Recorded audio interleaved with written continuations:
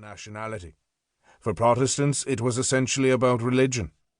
As Richard Rose put it in 1971, because Catholics see discord in nationality terms, whereas Protestants see it in religious terms, politics in Northern Ireland involves ideologically unrelated conflict. The Northern Ireland conflict, therefore, was never entirely symmetrical. It was not simply a matter of two communities facing off, but rather a dispute about how the issues at conflict were to be defined and managed.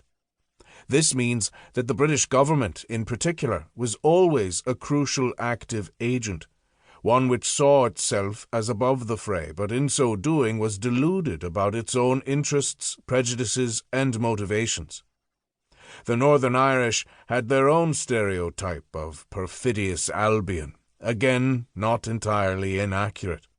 As Raymond MacLean, a Derry doctor, put it, the sin of the Englishman was a complicated, inherent hypocrisy, often unbeknownst to itself. To Catholic and Protestant alike, the British often appeared smug, self-righteous, and aggravatingly blind to their own faults. Britain, it seemed, gave itself a license to break its own proudly advertised norms. The Northern Ireland troubles should be seen as a tripartite contest. Certainly, the peace which has been built and continues to be built upon relies on this truth. This second edition of the Northern Ireland Very Short Introduction has been completely rewritten. It has been reduced in length while including material on the first 2 decades of the 21st century, which necessarily did not feature in the first edition. I have tried to reflect the evolution of my own thinking on the Troubles, as informed by a robust and lively scholarship. If any listener were to compare the 2 editions, they would find somewhat greater attention paid here to women, while I have tried throughout to make the sequence of events in Northern Ireland clear. This edition pays somewhat more attention to themes and concepts. This short book has been written during the Brexit crisis, which to an unprecedented degree has flung Northern Ireland to the forefront of UK-wide political calculations. Since the Good Friday Agreement of 1998, both nationalists and Unionists had broadly agreed that the constitutional status quo would remain in place for the foreseeable future. Brexit drastically upset the balance. In a poll carried out by Lord Ashcroft's company in September 2019, 51% of respondents in Northern Ireland, once the don't knows were excluded, indicated that they would vote for a united Ireland.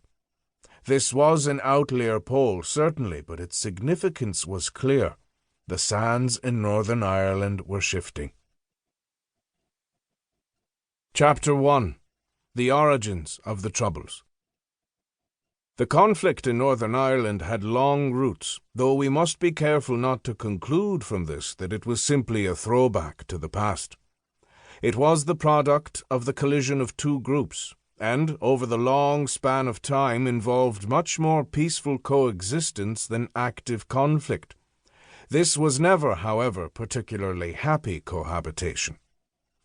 Ulster, in the north of Ireland, 6 counties of which make up modern Northern Ireland, Antrim, Armagh, Down, Fermanagh, Londonderry and Tyrone, long had close connections with independent Scotland. For centuries this had helped protect it from the control of the English crown, and Ulster was the most stoutly Gaelic of the Irish provinces. The success of militant reformation in Scotland from 1560, in contrast to the English failure to effectively impose mass Protestant conversion on Ireland, broke the united Ulster Scottish Gaelic front. In a bloody war of conquest, which reached near genocidal proportions, Elizabethan England conquered and laid waste to Catholic Gaelic Ulster between 1593 and 1603. The heartland of counties Antrim and Down, meanwhile, absorbed large-scale migration from across the Irish Sea.